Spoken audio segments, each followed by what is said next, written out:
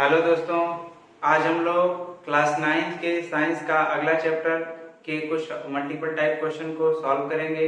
तो चलिए पढ़ल जाए। आइए दोस्तों, क्वेश्चन नंबर फर्स्ट देखते हैं।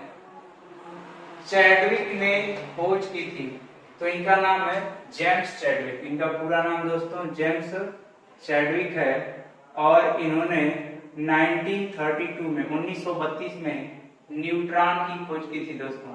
तो ऑप्शन नंबर सी जो है करेक्ट हो जाएगा। अगला क्वेश्चन देखते हैं, परमाणु के केंद्रक में क्या होता है। तो दोस्तों, परमाणु का जो नाभिक होता है या केंद्रक होता है उसमें प्रोटॉन और न्यूट्रॉन दोनों उपस्थित होते हैं दोस्तों। तो आपका ऑप्शन नंबर डी जो है यहाँ पे करेक्ट हो जाएगा, प्रोटॉन तथा न्यूट्रॉन।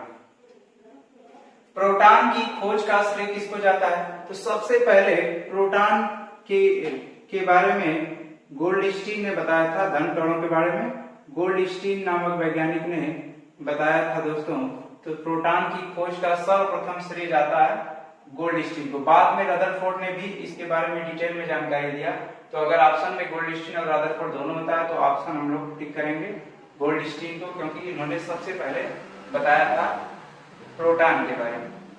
आइए देखते हैं अगला क्वेश्चन, एक्स किरणों की खोज किसने की थी। तो एक्स किरणों की खोज रॉन्टजन ने किया था। रॉन्टजन ने एक्स किरणों की खोज की थी दोस्तों। अगला क्वेश्चन देखते हैं, समान परमाणु क्रमांक एवं भिन्न परमाणु भार वाले परमाणु क्या कहलाते हैं। तो अगर परमाणु क्रमांक जो है एक समान हो और परमाणु भार भिन्न भिन्न हो तो ऐसे परमाणुओं को एक दूसरे का समस्थानिक यानी आइसोटोप्स कहा जाता है दोस्तों। तो ऑप्शन नंबर ए जो है करेक्ट हो जाएगा। अगला प्रश्न देखिए, दूसरे कक्ष में, कक्ष का मतलब यहाँ पे है कोष में, दूसरे कोष में इलेक्ट्रॉनों की अधिकतम संख्या कितनी होती है दोस्तों।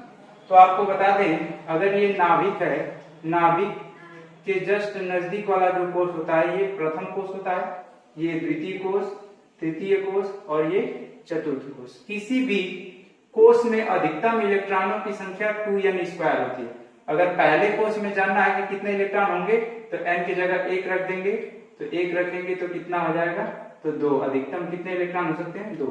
अगर दूसरे कोष में जानना है अधिकतम कितने इलेक्ट्रॉन हो सकते हैं तो n की जगह पे 2 रख दीजिए, तो यहाँ पे हो जाएगा 8। अधिकतम इलेक्ट्रॉनों की संख्या दूसरे कोष में 8। इसी तरह से 18 और आगे भी ऐसा क्रम चलता रहता है। तो दूसरे कोष में अधिकतम इलेक्ट्रॉनों की संख्या कितनी हो सकती है दोस्तों, 8 हो सकती है। आगे चलते हैं। अगला प्रश्न देखिए, निम्न किरणों में से किसकी वेधन क्षमता सबसे अधिक होती है दोस्तों। तो अल्फा किरण की, कि बीटा या गामा किरण की या फिर एक्स किरण की। तो सबसे ज्यादा वेधन क्षमता यानी पेनिट्रेशन पावर जो है गामा किरणों का होता है दोस्तों। गामा किरणें लगभग 200 सेंटीमीटर मोटी एल्यूमिनियम की चादर को भी पार कर जाती है। आगे देखते हैं, सोने की पन्नी यानी स्वर्ण पत्र द्वारा अल्फा कण प्रकीर्णन प्रयोग किसने किया था दोस्तों। तो स्वर्ण पत्र द्वारा अल्फा कण प्रकीर्णन प्रयोग रदरफोर्ड साहब ने किया था और इन्होंने ही नाभिक की भी खोज की थी। परमाणु के अंदर नाभिक या न्यूक्लियस की खोज भी रदरफोर्ड ने ही किया है। इलेक्ट्रॉन कुछ निश्चित, अगला क्वेश्चन देखिए, इलेक्ट्रॉन कुछ निश्चित कक्षाओं में चक्कर लगाते हैं, ये किसने सबसे पहले बताया था। तो ये सबसे पहले रदरफोर्ड ने ही बताया था कि इलेक्ट्रॉन कुछ निश्चित कक्षाओं में चक्कर लगाते रहते हैं। ठीक है, अगला प्रश्न देखा जाए, प्रोटियम में क्या होता है दोस्तों। तो देखिए, हाइड्रोजन के 3 समस्थानिक होते हैं। कौन कौन, 1s1, 1s2 और 1s3। ये 3 समस्थानिक है क्योंकि तीनों का परमाणु क्रमांक समान है परंतु परमाणु भार भिन्न भिन्न है। तो ये हाइड्रोजन के 3 समस्थानिक हो गए। पहले का नाम है प्रोटियम, दूसरे का ड्यूटेरियम और तीसरे का ट्राइटियम। ट्राइटियम दोस्तों नाम है।